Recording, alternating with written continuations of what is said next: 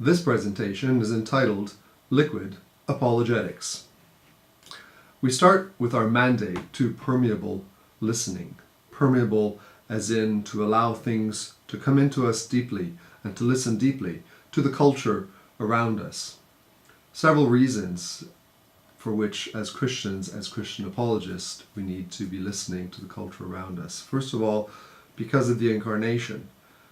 Jesus became man. He listened to the condition of man and gave us an example in listening and in becoming one of us to speak to us. Secondly, because our mission prospers in comprehending. The more we understand, the more we comprehend the world and the condition and the cries around us, the more our mission of communicating the gospel will prosper. Thirdly, we have a mandate to listen because our culture is changing. Change is permanent, and our culture is changing deeply in many ways, and we need to listen to be able to speak the language of our current culture, or our current cultures. Fourth, our mandate to listening is because the church risks to marginalize itself. There's a risk of becoming self-referential, of not listening to the world, of listening only to our own hymns, to our own songs, of reading our own books, and then not having a natural bridge of communication and influence into the world around us. So we have a mandate to permeable listening. And this seminar on liquid apologetics is an instance of such listening. Let me give just a brief timeline of pre-modernity, modernity, and liquid modernity. This is a very rough summary of the history of Western thought. Pre-modernity we could classify as the classical era, the era of Greek and Roman thinking, with certain aspects of the philosophies of the time, and pre-modernity also carried into the Middle Ages, many of the same, although there were clearly many other differences. In terms of the broad history of thought, the Middle Ages was quite continuous with the classical era. Second big period, epoch in the timeline of the history of thought could be called modernity. And here modernity, beginning with the Enlightenment, coming out of pre-modern times, coming out of the Middle Ages, 16th and 19th century, with the Renaissance, with the Enlightenment. There's a move toward more of a rationalistic culture, the advent of the era of science, where man comes into his own, becomes autonomous and sets out on a plan to improve life on the planet through human endeavor and success.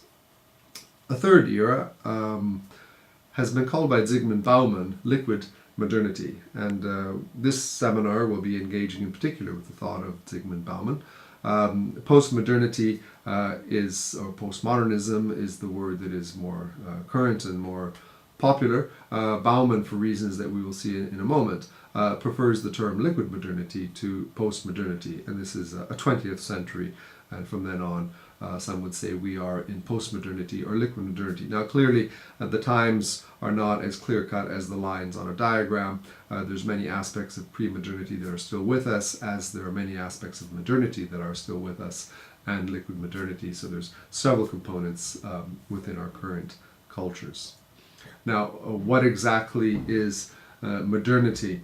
Some would say modernity is the evolution of man to become what he could fully be, and hopefully not as this cartoon imagines it, but to become a fully rational, autonomous being who, freed of the encumbrance of God and divinity and other myths, can finally shape life on the planet for prosperity.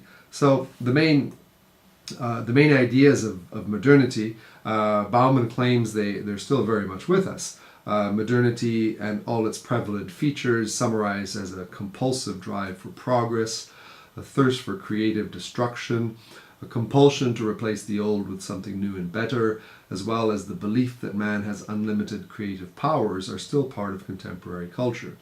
If modernity can be described as a drive toward compulsive, obsessive, continuous, unstoppable, forever incomplete modernization, says Bauman in his book Liquid Modernity, no serious sociologist or historian can honestly claim that these attitudes are no longer with us. since progress remains the dominant agenda of today's society, we are still in modernity. And this is the reason why Bauman has preferred not to use the term post-modernity, because he believes that what we have just read, these features of modernity, are still very much with us. So we are still in modernity. So what is it exactly that changes in liquid modernity according to Bauman? What is it that melts? How is it that we've moved from what Bauman would call solid modernity to liquid modernity? Several things melt.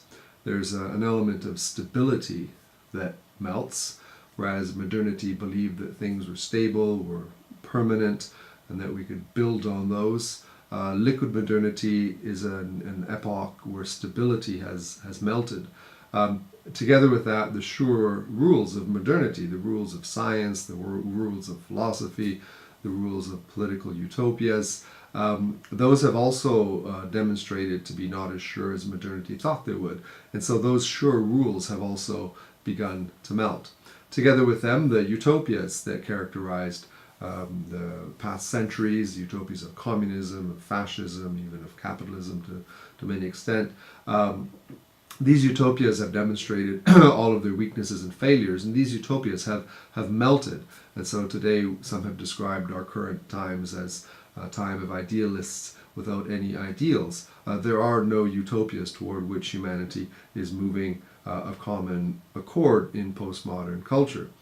Certainty for the future has also melted, whereas modernity was very self-sure and arrogant, almost in the certainty for the future that modern man, with industrialization, with education, with getting rid of the encumbrance of religion, would have created a better future. That now has also melted, and so the certainty for the future is rather uncertain at the moment.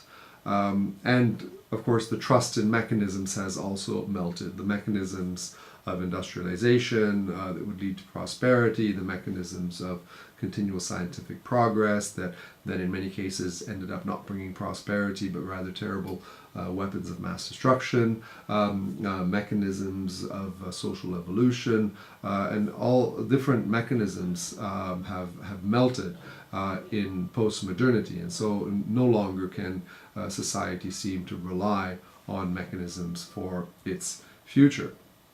So what happens in liquid modernity according to Bauman? Now, change has always been part of culture, and Bauman is quick to acknowledge that. But what happens in liquid modernity is that melting becomes a permanent feature. It is not a temporary melting from one epoch to another where something new will consolidate. In a way, modernity was an epoch of melting. It melted many of the certainties and the rules of the Middle Ages and of pre-modernity. But then modernity ended up establishing even more solid rules and more solid mechanisms. In liquid modernity, Bauman claims, melting becomes a permanent feature that is embedded in the culture. So culture is not melting to build something solid, it is melting as a permanent feature. Uncertainty rules, whereas modernity and even pre-modernity to a certain extent were epochs in which there were some certainties, some sure things that culture could count on, whether it was God or whether it was science, whether it was political regimes. In liquid modernity, uncertainty rules. Man can no longer be certain of anything, and dystopia replaces utopia. Dystopia as a way of having no utopia permanently. The petit récit, which is the French word for small plays, it is no longer an epoch of big overarching stories, of big narratives that can explain things, but it is a time of small isolated stories that can be told without any conjunction one to another. And a society of emancipated, disembedded campers, and Bauman actually used this image of a caravan, that we in society are like the three little pigs who carry our caravans on our backs, and we are continually unmaking and unpacking and moving on to find new campgrounds, but there is no stability. We're not building homes, we're not building cities. In a sense, civilization as such has lost its way, and we are left as individuals, emancipated, disembedded campers. There are three powerful metaphors that Bauman suggests for liquid modernity, and again, these three metaphors correspond to the three epochs we've seen of pre-modernity, modernity, and post-modernity. The first metaphor that corresponds to pre-modernity, so classical era, Middle Ages, is the metaphor of the gamekeeper. The gamekeeper is one who lives in a forest who is not his own, who obeys the rules of the forest, who tries to keep the forest as it is. In a sense, the gamekeeper believes in stability, there is an ideal world, and his or her role in the forest is to understand the world.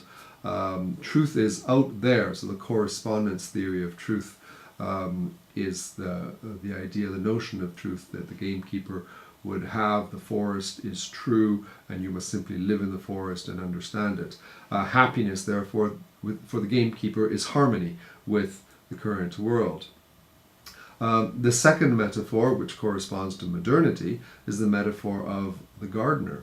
Now, the gardener does not believe in an enchanted forest with ideal rules. The gardener believes that the ideal garden is in his head, and that he must dominate nature and create the perfect garden. So this is quite clearly the vision of modernity and of the industrial age, of creating a utopia, a man-made driven utopia. Truth is in your head. Happiness is in the ability of man to tame nature, to build a garden that will give him prosperity to all society. So there was a temporary melting, as we've said, but then a resolidification was even more extreme than with the gamekeepers in modernity. And the final metaphor, which is the metaphor of liquid modernity, is the metaphor of the hunter. Now, compared to the gamekeeper and the gardener, the hunter is a nomad. The hunter believes that reality is continually changing. There is no enchanted forest to understand. There is no perfect garden to create. There is simply a world out there that you must feed on to be able to survive. Reality is in continual change, and so there's no sense in trying to understand it. There's no sense even in trying to domesticate it, because it will change continually anyway. It will melt. Truth is temporary.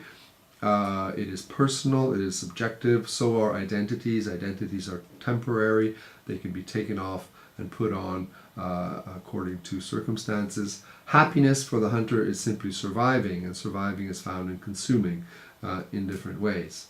So speed and lightness of being are essential. The hunter has to travel light without the encumbrance of solid values, of solid ideals. As Bauman says, when you skate on thin ice, speed and lightness are essential. Happiness is a bag full of hunt for the evening, a bonfire, and then you move on to something else. If you find community, it would be a community of other hunters with which you could hunt better.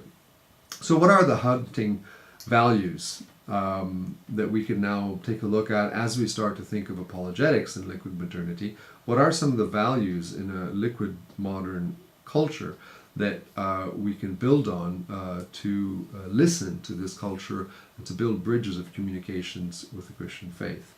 First of all, there is an event-based spirituality. There is spirituality. There's a new openness in liquid modernity to things that are spiritual of all sorts. But it is a spirituality that's not necessarily embedded in firm dogmas, but rather in event-based spirituality.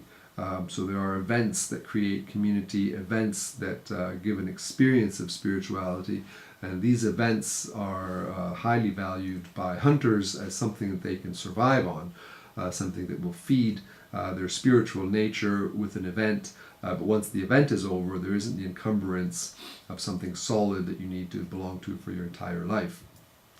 Second hunting value is an identity consumerism. There is a personal identity, almost an obsession with personal identity versus collective uniformity. So there's not uniformity, but a desire to be the real me, which may be completely different and unique. So a desire for uniqueness and for understanding identity. Communities are a value for hunters, but Bauman calls these cloakroom communities. So communities where your belonging to the community can be taken off and taken on as a cloak in a cloakroom. When you need the cloak, you put it on. When you don't need it, you take it off. The community clearly needs to be without rules. So there's experiences, there's some things that bond together temporarily.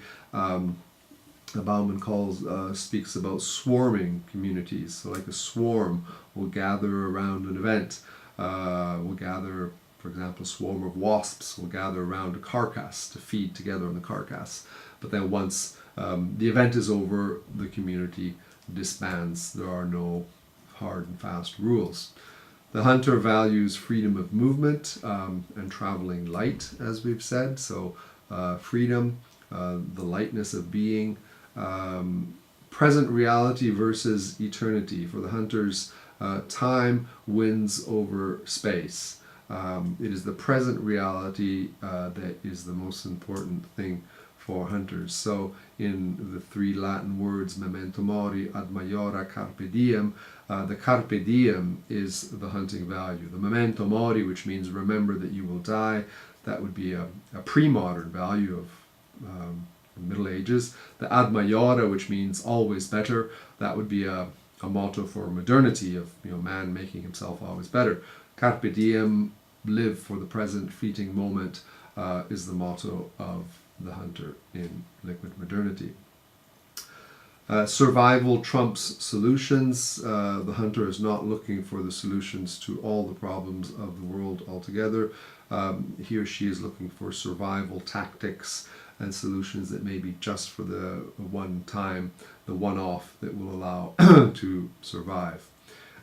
Experience of God versus doctrine. When it comes to spirituality, doctrine is not of high interest to the hunter, whereas in modernity and clearly in pre-modernity, truth issues, the doctrine of God, were of high interest. For liquid modernity, experience of God is much more appealing.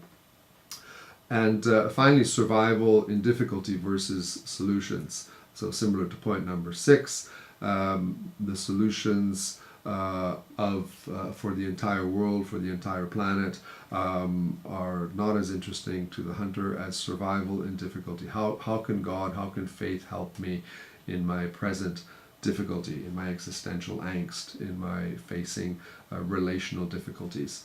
So the hunter value is looking for survival solutions. Now, what does all this do to apologetics? Classical apologetics, as we've seen, is much different and is based on different values, the values of pre-modernity and modernity. And in some way, apologetics can be in culture shock in liquid modernity, where self-protection prevails over communication. And just as culture shock is characterized by excessive criticism, irritability, complaints about the weather, excuses not to go out, exalting your own culture, worrying about the purity of food, fear of touching the indigenous population, refusal to learn the language, fear of being robbed, and wanting to talk with those like us, and the desire to go home. All of these can be seen potentially in apologetics and in the church, that in an epoch that is quite different, quite alien to the values that it is typically traditionally founded on. There can be a culture shock in the church and consequently a culture shock in apologetics, again, where self-protection prevails over communication. So what is the challenge of apologetics in liquid modernity? There's a story of a man who had a drunk man who'd lost his wallet in the night, and he was looking for the wallet under a lamppost. And when a passerby stopped and asked him what he was doing, he said, "I've lost my wallet and I'm looking for it." And the passerby said, "Well, have you lost it under the lamppost?" And he said, "Oh no, of course not, but this is the only place where I can find some light." Sometimes we must leave our lamppost. We must leave our familiar lampposts where we are used to finding light and venture out into the darkness to search for new solutions. And so an apologetics that is an apologetics of change, together with stability, but apologetics of change. An apologetic of creativity, together with certitude of the classical apologetics, we will add creativity. An apologetics of life story, that yes, of course, will also come along with systematic doctrine, but focuses maybe as a starting point with life stories. An apologetics of relationships, that together with the structure of those relationships begins with a relationship. An apologetic of the present, that clearly has an eye cast to the future, but focuses on the carpe diem of the present. An apologetics of adaptability, that adapts to change, adapts to new situations. Although there is control, the control that comes from the certitude of the gospel, there is the measure of adaptability. Apologetics of freedom, together with the security that comes in the Christian faith, also to explore what freedom means. Apologetics of the Word of God, that goes together with the God of the Word, and to present to our postmodern friends, to the hunters, the God of the Word, together with the Word of God. An apologetics of solutions for the world, together with salvation, but also solutions for the world that will demonstrate the relevance of the Christian faith. Apologetics of magic, the best meaning of the word magic, which means an enchanted world, a world where not everything follows the rules of science. An apologetic of miracles, we could say, together with science, but an apologetic of enchantment. An apologetics of mingling, together with the separation that is necessary to be different, to be distinct as Christians, a mingling with those that are different from us and not imposing uniformity. Apologetics of charisma, together with the bureaucracy and the mechanisms of church and church life, the charisma of human beings and of the arts and of creativity. And an apologetic of rhetoric, together with logic, an apologetic of rhetoric, where we employ all of the power of speech, all of the genres of literature, together with reason and logic, that we broaden our palette of speech and of writing as we leave our lamppost. And finally, there is a danger of liquefaction. We do live in liquid modernity, but as Christians we are also deeply rooted in a tradition, and we must remain rooted to our tradition. We are not traditionalists, but we are bearers of a tradition. And so as we move into liquid modernity, into a liquid society, as Christian apologists, let us keep firm as the bearers of a tradition that explore engaging the Christian faith with a liquid modern culture.